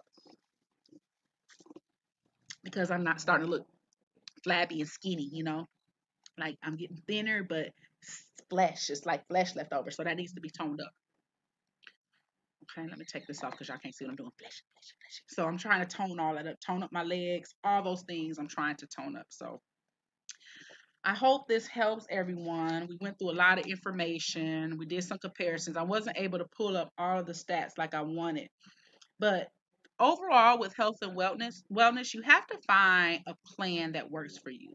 And the less bingy, the less what I want to say, the less part of pop culture that program is, the longer lasting it is. Like looking at things that have occurred over time and have been there and have not really, I don't want to say not changed, because things change with that information, but those who have held true to be effective over time, and people keep reaching back and going for those methods and renaming them and reincorporating them. Those are the methods that you kind of want to look at, because they work over time, and people just rename them for their own personal gain, to make it seem like it's new, or make it seem like it's something that's always been, and that's not necessarily true. Okay, these new fad diets and stuff, they've been here. All you gotta do is research how long they've been here. But the reality is that you want something that is going to benefit your body, your physicality, and it's not going to injure you in the process. And so I'll put up more methods, more training methods, weightlifting safety, because some of us, especially the gentlemen, like to lift weights. And so they think, if I lift weights real fast, that's gonna, no, stop. Stop doing that, fellas, please. All you're going to do is injure yourself. Stretching, I'm going to put up some stretches. Stretching is very important. Yoga has become a part of our culture. It's always been available, but as far as the U.S. American culture has been brought over and popularized, maybe around the 70s, roughly, and became more popular and became a part of our daily lifestyles, especially here in the 2010s, we could say now. So just finding an exercise regimen that works for you. I'll keep displaying mine as much as I can. I haven't been posting on my Maya In Situ page as much as I would like to. I post more of the controversial things that's going on in our environment just to start a dialogue, but we're still shy. We're not talking as much, but that's okay. I was happy to have someone come on today and interact with me. I'm here. So, let's just keep working on us, because again, my concept is if we work on our individual selves and we share with each other how we work on our individual selves, we will change this paradigm that's going on with us, that we've lost identity of ourselves, we've lost identity of our wellness. And just like I said, you're not going to start any kind of revolution being unhealthy. Sorry, because somebody gonna have to stop and help you because you are not at optimal. You want to eat all that stuff that is not healthy for you. You don't want to cultivate and change. Well, then don't change. That's on you. But just understand that if and when the time comes that we have to make some moves that are more physical, you have to ask yourself, are you ready? But nobody's about to start no revolution if you don't have the skills necessary to keep it going. All you're going to do is get crushed. And that's just the honest to God truth. And that's one of the reasons why I'm getting myself more healthy. I want to be able to run a mile or two or three. I want to be able to, you know, uh, handle hand to hand combat. I want to be able to use a weapon, okay? Because that's a reality. We're not living in a fairy tale. This is not Disney World, okay? We are living in life. We are living in a violent world. And if you don't learn how to protect yourself, it's a possibility you will succumb to that violence in the most negative way possible. For of us who don't want to play victim, who don't wish to play victim, then we're getting ourselves healthier. We're adhering to some kind of nutritional standard so that way we don't deplete ourselves and we're keeping ourselves at a healthy optimal. So the choice is yours. We always make our choices, right? Don't even say it. Kanye, ain't nobody think about him. I didn't even do a post because of that. And this is the most I'll mention his name. Y'all want to look at my personal page, you can know my opinion there, but it's not going to be here because it's not productive and it's not going to help us do anything. If not anything, it's going to take us behind. So I hope that you all receive something from this message. I hope it motivates you to start planning, at least start doing something. If it's something small, okay, I'm not going to drink. In March it was no carbonated drinks, and I don't have any desire for carbonated drinks now. It was a time where I'm like, oh, I gotta have at least a Sprite because I had gone down over time to drinks that didn't have the dyes in them, so I would drink the lemon lime drinks like that, but now I don't even drink those anymore. This is a light tea. So just trying to incorporate better things. Like I bought these graham crackers. Says 13 servings per container. Serving size is 8 crackers. So I can actually eat up to 8 crackers. One serving equals 2 full cracker sheets. Okay, so that's what they're saying. 8 crackers is so 2 cracker sheets. I got some other ones in there, but so that's 2 of these cracker sheets, right? Sometimes we don't even read these recommendations on here. We just act like they don't exist, but they're here. So it says the total fat is 3 grams, which is 4% of the daily value. That's a calculation. Saturated fat 0 grams, trans fat 0 grams, cholesterol 0 milligrams, sodium. That's one thing you got to be careful of. Your sodium causes blockages when you get it too high in your system, and so that could cause other problems, and it causes things like hypertension and heart problems over time. Total carbohydrates 24 grams, dietary fiber 1 gram, total sugars 8 grams, which includes 8 grams of added sugars. Now, I wanted to avoid the added sugars, right? Um, which I did for last month, but again, I'm carrying it over because this is no fast food month. But I still am mindful of what I gave up before. I don't want to just give it up and say, oh, I'm going to just dump back into it. No, I'm going to continue that regimen and continue to include that as part of my everyday. It's a lifestyle. Protein 2 grams, vitamin D, nothing, calcium, nothing, iron, nothing. It's some in there, but it's not enough to go towards your day. Oh, the iron is 6% of your daily value. Potassium 48 milligrams zero. Even though these things are present, they're not contributing. And it says here that the daily value tells you how much nutrient in a serving of food contributes to a daily diet, 2,000 calories per day. And it says for general nutrition advice. And so when you look at these things, they're basically telling you this is a general guideline. You got to tweak it to make it work for you. It's not be all and end all. But this is what instead of eating like the sugary treats that I know are not helping me, just like we gave to the kindergartners, graham crackers. So it's 4 squares here. So they're saying, let's see that. See, 1, 2, 3, 4. So I can eat up to 8 of these and not be considered overindulging. You know, if I eat more than that, then I'm overindulging. But for my sugar fix, because I love my chocolates, especially for us women around our cycle time, we love our chocolates. We love all that, because we feel that we crave it. But what I've learned, interestingly enough, in my abstaining from added sugar, um, and this one says it has cinnamon. Oh, that's one with cinnamon. It says no high fructose corn syrup. So the one that's with cinnamon has no high fructose corn syrup. So I might be able to get that. Now this one is made with honey. This one says no high fructose corn syrup, which is important to me. And it's 8 grams of whole grain. So I'm just trying to I'm contributing. It's not, some people are like, oh no, because those got such. Yes, you're right. You'll probably be able to find something in what we eat that's probably not good. But it's the attempt to control it. Control what you're doing. Don't, overdo it. So I'm controlling. And I hope that you do too. See you on next show. I've overstayed my welcome, but see you all on next show. Thank you for viewing. Thank you for watching. Share with your friends. Maybe something here I'm saying will help other people. It's free. There's no charge. It's my intention to keep it no charge. So we're good. All right. Y'all take care.